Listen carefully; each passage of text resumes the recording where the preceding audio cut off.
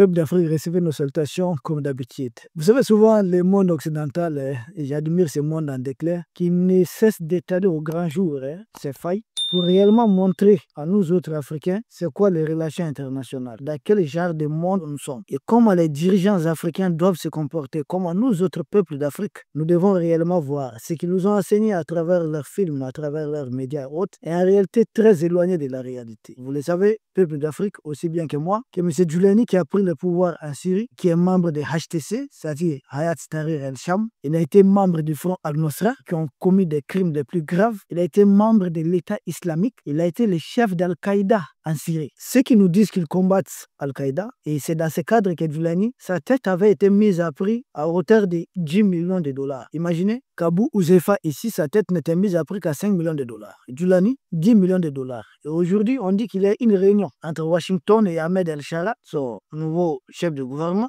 Qu'à l'issue de la réunion, il a été décidé de lever la prime mise sur la tête de Djoulani. C'est-à-dire que Djoulani n'est plus terroriste. Et si vous vous hasardez à arrêter Djoulani et espérer les 10 millions de dollars, c'est tombé à l'eau. Voici le monde dans lequel nous sommes. Et c'est au nom de cette lutte contre le terrorisme, contre Al-Qaïda, que nos pays ont été occupés. Les fameux politiciens africains doivent en réalité apprendre, comprendre la géopolitique. Et s'ils comprennent réellement la géopolitique, et s'ils comprennent réellement les relations internationales, ça montre qu'ils sont tout simplement de mauvaise foi. Ils ont opté pour le pouvoir, pour le luxe, pour l'argent, au détriment des intérêts des peuples d'Afrique. C'est ça la vraie vérité. On ne peut pas être plus aveugle que cela. Djoulani est plus pire que M. Yadagali. Djoulani est l'un des terroristes les plus dangereux au monde, mais la prime sur sa tête vient d'être levée. Vous avez quels médias à la solde créés sur le toit? Les fameux médias africains qui sont là à vouloir saboter la lutte de libération des dirigeants de l'AS. Ceux qui se disent vraiment des intellos, je n'ai pas encore entendu leur voix. Ont-ils avalé leur langue? Qu'est-ce qui se passe? Pourquoi ne condamnent-ils pas ça? Un terroriste qu'on vient de réhabiliter, on en avait déjà parlé ici. Nous avions dit que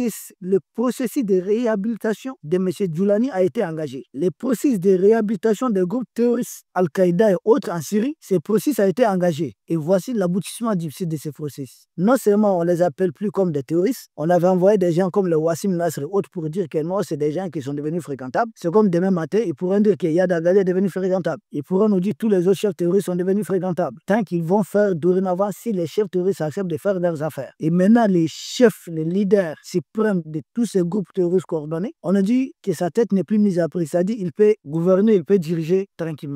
Nous sommes dans ce monde. Et pendant ce temps, il y a encore des Africains, des intellectuels africains qui sont convaincus, qui se battent de plateau à plateau, qui disent qu'ils sont des fervents démocrates, ils sont pour le principe de la démocratie. Djoulani aussi était fervent démocrate alors. Il est devenu un très bon démocrate. Vous savez, c'est ce qu'on disait hier. La fameuse démocratie, c'est la mort lente et assurée de l'Afrique. Si les Africains ne veulent rien comprendre, regardez le Moyen-Orient. Lequel de ces pays est un pays démocratique? On va me citer qui? Lequel qui fournit le plus du pétrole? C'est l'Arabie Saoudite. C'est une démocratie. Le Koweït, c'est une démocratie. Les Émirats Arabes Unis, c'est une démocratie. Le Qatar, c'est une démocratie. Mais ce ne sont pas de démocratie en fait. Les combats là, les terrains sur lesquels on nous met là, tout est faux. Mais nous autres Africains, regardons simplement autour de nous. Quels sont les héros tant plébiscités par les peuples d'Afrique? Qui sont les dirigeants qui sont réellement nos héros? Il n'y a pas un seul famille démocrate dedans. Et Thomas Sankara, il a pris le pouvoir par les armes. C'est une révolution. Une révolution, oui, on accède au pouvoir comme ça. Et je ne connais pas un dirigeant dans l'histoire du Burkina qui est resté plus populaire que Thomas Sankara. Pourtant, il ne fait pas partie des familles démocrates. Pourtant, le Burkina en a connu. Pourquoi ne sont-ils pas aussi populaires comme Thomas Sankara?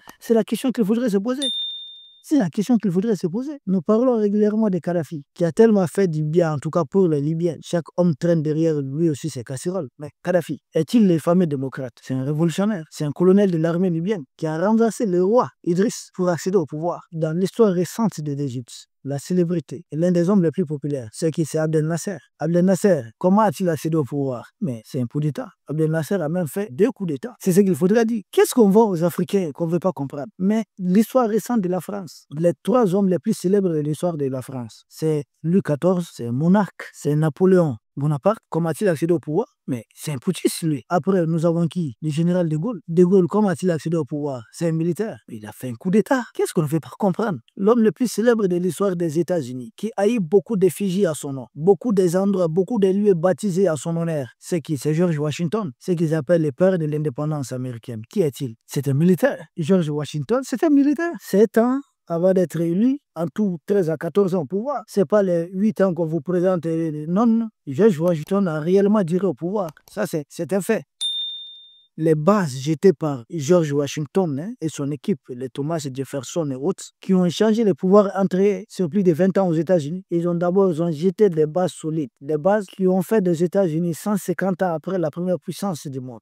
C'était des militaires. Aujourd'hui, parmi les pays émergents, parmi les grandes puissances, le pays qui a la plus forte croissance, c'est la Chine. La Chine, pour être sur les rails comme ça, qui a jeté les bases solides de développement de la Chine pendant plus de 10 ans, c'est Mao Zedong. C'est un militaire qui a accédé au pouvoir par la force des armes pour libérer son peuple. Je ne connais pas des héros dans ce monde qui soient des pseudo-démocrates qu'on présente aux Africains et pour lesquels les Africains se battent. Chacun veut vraiment être le bon disciple de l'école du maître. On se trompe souvent de combat. Le vrai combat, là, on le sait. On sait où ça se trouve. Et il faut que les peuples prennent le pouvoir dans tous les pays. C'est ça. Il faut éviter de confier le pouvoir à une minorité très occidentalisée. C'est cette minorité-là qui est le vrai danger. Parce que sans cette minorité, les fameux touristes-là ne peuvent rien ici. Des touristes ont mis pied au Mali quand on avait des démocrates à la tête du Mali. Ceux que les Occidentaux reconnaissaient comme démocrates venir à la suite d'une élection occidentalement organisés. Ce sont eux qui étaient à la tête du Mali quand les touristes venaient autres. Ce sont eux qui étaient là quand l'armée se faisait désarmer. Ce sont eux qui étaient là pour signer des accords bidons qui violent la constitution de notre pays.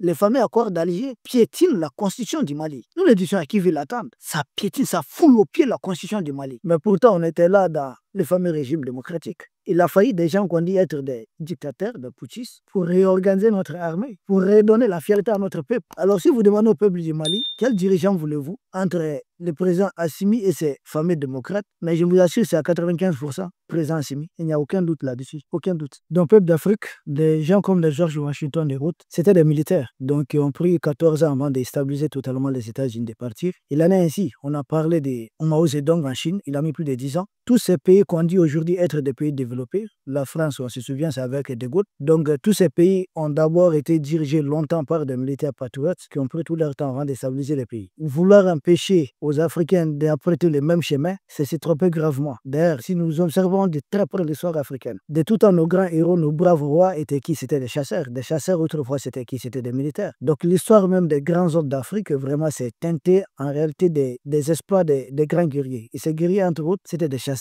Vouloir aujourd'hui nous présenter des gens qui ont été à l'école réellement occidentale, comme ce sont eux qui sont les seuls à être habilités à diriger. C'est la chanson que nous voyons souvent dans l'espace AS. On nous dit, ah bon, les politiciens, ils sont faits pour diriger. J'ai écrit où? Donc pour nous, diriger ou pas, ça s'apprend ici au monde et puis ça s'impose ici dans ce monde. Ce qui compte, tous les peuples du monde, beaucoup de sondages peuvent le dire. Nous avons lu un peu beaucoup de documents. Tout le monde vous dira que ce qui incombe à chaque peuple, c'est d'être heureux, c'est le bonheur. Peu importe que le peuple soit dirigé par un empereur, par un roi, par un président, par un militaire, ce que veut chaque peuple du monde, c'est être heureux. Nous autres, nos populations aussi rêvent de cela. Donc vouloir nous vendre certaines formules, on nous parle des fameux démocrates. Mais j'ai dit, ils étaient là au Mali depuis 91-92, ils étaient là en 2002, ils ont été là en 2013. Mais qu'avons-nous gagné? Ils ont désarmé nos armées, ils ont désindustrialisé nos pays. J'ai expliqué qu'on avait Air Mali, on avait notre compagnie aérienne. Si aujourd'hui Air France fait du bec quoi comme ça, mais c'est pourquoi? C'est parce que nous-mêmes nous sommes laissés désarmés. Mais qui a fait ce boulot? Ce sont les fameux démocrates qui en arrivant chantaient la chanson qu'il fallait la transparence. Il fallait assainir le compte public. Mais depuis qu'ils sont arrivés, c'est jamais vu en Afrique des fonctionnaires milliardaires. Est-ce le problème des Occidentaux, c'est un problème de démocratie? Pour terminer, l'exemple que je vais donner, regardez ce qui se passe en Roumanie. Et M.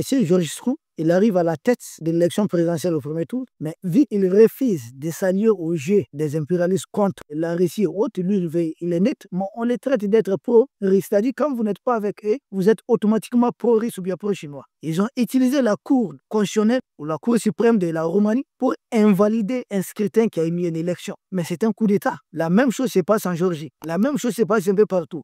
Ce qu'on ne dit pas chez Zelensky, ce qui s'est passé en 2014, ce qu'ils ont appelé la révolution Maïdan. Mais c'était un coup d'État parce que Yanukovych était le président qui a été élu. Bon, on est un peu dans ça. Nous autres Africains, nous devons comprendre leur logiciel. Nous devons continuer. Et les pays de l'Est avancent bien. C'est une marche en avant. Nous avons des dirigeants patriotes qui n'ont pas de comptes offshore à l'étranger, qui sont en train de contraindre les entreprises impérialistes qui exploitaient notre or ici à rembourser tout ce que ces entreprises ont volé à l'État. Et ça dérange. Quand ça dérange, ils utilisent leurs pions qu'ils ont à l'intérieur de nos pays qui vont faire appeler des pseudo-démocrates. Et c'est quel genre de démocratie? C'est votre démocratie là, ça ne protège pas nos pays. Votre démocratie n'était pas là quand on était en train de privatiser l'énergie du Mali. Aujourd'hui, nous essayons de réparer tout cela. Et ce sont les mêmes qui montent sur certains médias, essayer de chanter affronter, vous voyez que c'est difficile, c'est comme ça. Mais effectivement, leurs maîtres font tout pour que ça soit difficile. Mais grâce à Dieu, ça serait facile aussi. Et grâce au soutien du peuple, ça serait facile. Et nous sommes sur la bonne voie. Ça va juste prendre un peu du temps, nous l'avions dit. Nous pouvons souffrir un moment, mais la lumière au bout du tunnel,